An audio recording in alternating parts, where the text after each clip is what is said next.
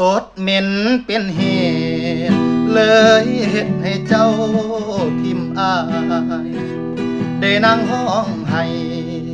ย้อนรถขายมากทั่วดินเห็นเป็นตาแซ่อายก็เลยซื้อมากินสุดท้ายความหักอายสิ้นย้อนมากทั่วดินกินแล้วมันยืงกินหลายเลย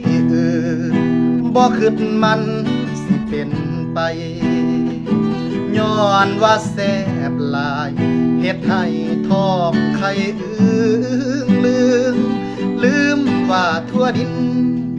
หากเขากินหลายมันยืงเผลอตดเจ้าว่าทะลึงเลยบึงหนี้จากที่ไป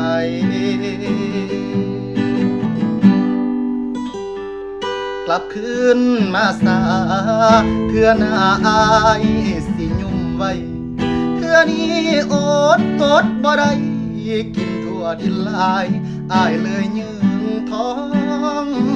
มันกลั้นบ่อยู่กดแกดเลยสู่ทะลุออกปองดังเป็ดแล้วเหม็นกุบห้องเป็นเหตุให้น้องเลยต้องทิมอาย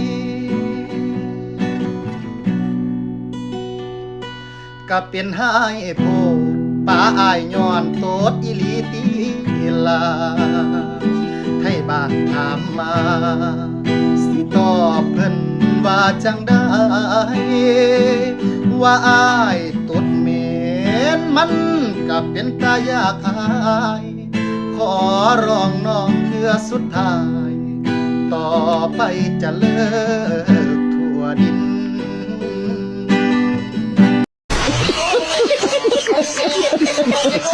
ชอบกดไลค์ใช่กดแชร์ถ้าไม่ชอบไม่ใช่ไม่ต้องกดไลค์ไม่ต้องกดแชร์อยู่เฉยๆ